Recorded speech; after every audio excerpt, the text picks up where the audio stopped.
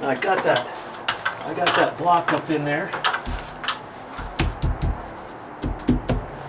I'm pushing it as tight as the wood will allow me because I'm still hitting up there.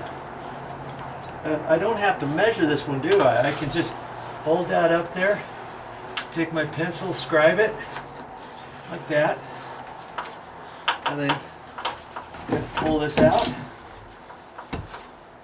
and cut it right along that line. Now you might be wondering, hey Joe, how come you didn't rip this 2x6 here all the way down to the ground? Well, this is underneath the deck. This doesn't really matter. Okay, I got it pushed up as close as I could up against here. It's hitting staples that I broke off, that I cut off, and it's got a slight bow in this thing. And on this 2x6, I was only concerned about the rail. This one happened to go in nice. This one here, it's pretty flush. Okay. But on the top, of course, I've got to get the top all nice. See how nice and even this is now because I ripped off this first piece. Now I'm going to rip off this next one just like that. Now see, this line's not straight, is it? See, it's got a bigger amount that I have to cut on there. Well, I scribed it in, didn't I? That's because the end of that wall, that existing wall, kind of puckers in this way a little bit, which means I have to cut off a little bit more of this top 2x6 to fit it in there. Okay, and I can't move that because there's stucco on the outside of that, and then it goes out to form the column and all that. So see, I've got, this is what I have to work with. I've got to make it look right, and so I will.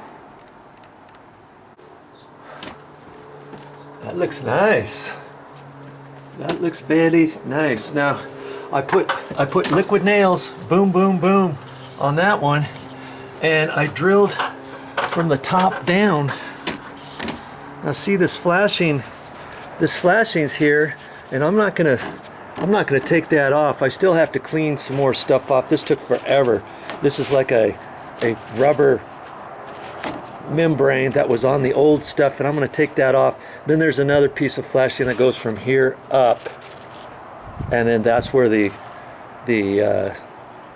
tile fits into that, and then that's got some little weep holes that goes outside. So I'm going to have to clean all that stuff off. But see, for the top, I only was able to put 2 screws in here, and like I say, I've got liquid nails in there. And so the other thing I thought I would do, since I'm using screws and everything, it works out so great, is I just drilled a pilot hole here and here, and now I'm going to ram up 2 screws this way. 2.5 inch is fine because this is 1.5 inches and it's going up into the other wood 1 inch.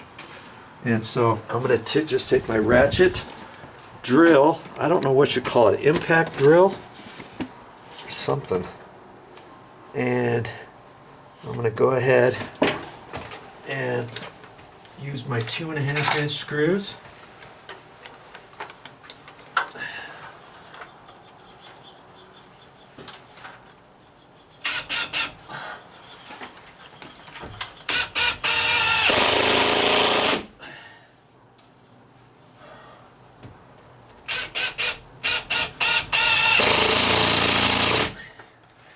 Beauty.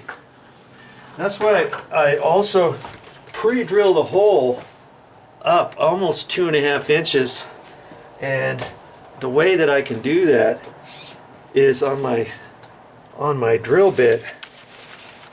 Let's see here. On the drill bit, see, if you loosen up the drill bit, usually you put it all the way down in there. Well, that's not 2.5 inches. I can grab it, you know, 1/4 inch or so,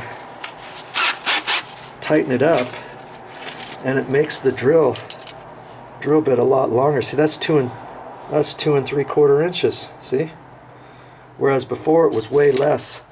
Now, I could have made it 2 inches and then rammed the rest of it in with that drill that I got, you know. But I wouldn't want to just start it with that into the wood without pre-drilling it. It just makes it a lot easier since I got my drill out here and stuff, just to pre-drill it. It goes up easier. I don't have to hold my mouth just right or anything like that. Okay, so now look at that. I got these top plates on. They're lined up. Looks like so far so good. What I did notice is, see the big gap here where this flashing is? Granted, the flashing is bent up, but I can see if I look down there, it looks like the track. Can you see that? Where the top plate is just lower than the plywood back there, the painted plywood, this plywood here. You can see that in there. Okay, so this thing's slightly sagging, and I can push it up. So before I cut this next one, I'm going to measure up, you know, from the bottom all the way up to here, and then I'm probably going to add at least 1/8 of an inch. Yeah, at least 1/8 of an inch. And then as I tap that in, that's gonna raise that up. Okay. Because that's loose. That's not our new wood is not attached to here, so I'm not gonna crack the stucco on the outside or anything like that. But that'll help raise that up. So that's what I'm gonna do next. See, I need to do that first before I fill this 2x6 in here, right? Because that could lift this just slightly a little bit. So that's why I'm going to do that one next. I got it going, and see, I've already cut the notch out of it, because once I get it in there, I can't just pull it back out because it's going to be too tight. And I cut it 1/8 of an inch further, and it just so happened to be the same height as this one. So I know I'm pretty good with that, and I feel pretty confident that it's going to go up.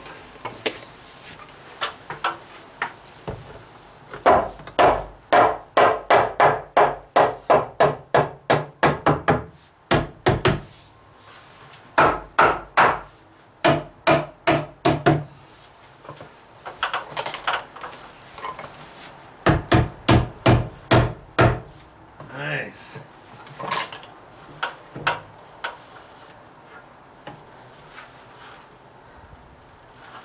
It's right there. Okay. Now I can drill that in and attach it. Now, if you didn't know exactly where to put this next one, you can pull this, and usually it's 16-inch centers. 1632, and see on 16-inch centers there's red on your tape measure, because that's kind of when they lay out a house, it makes it easier for them to remember. See, 1632,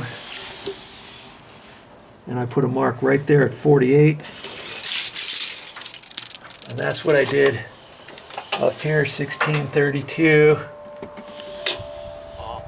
and 48. And you know, if I wanted to, I could put my level up there too, but once I get it in there. And then my square, it's an adjustable square.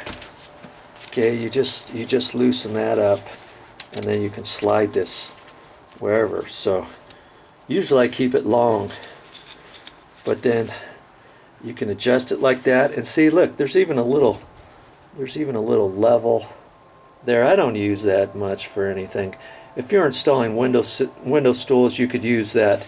And they used to have, the old ones used to have this other little thing, and you could pull it out, and it was this little pick.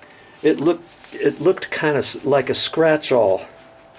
It had a point on it. You could pull that out, and you could mark stuff with it. I didn't use that at all, but I thought it was kind of slick. Then you can use this up at the top and bottom. Okay, and that'll get your 2x6 square.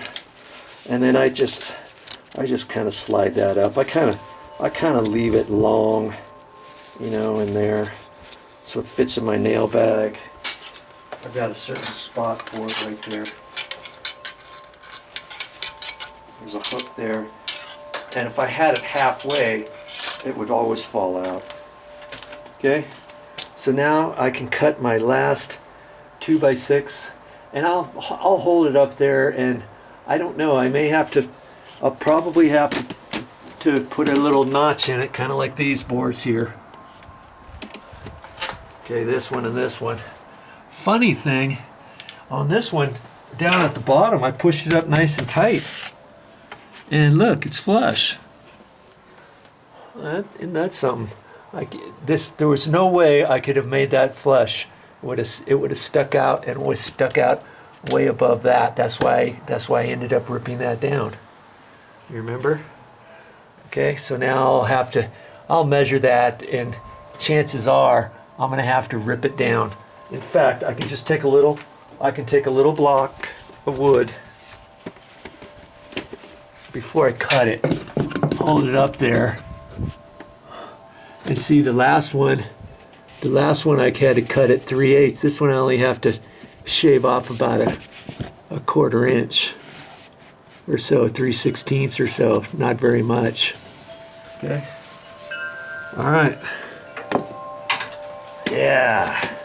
One more to go for this little wall section.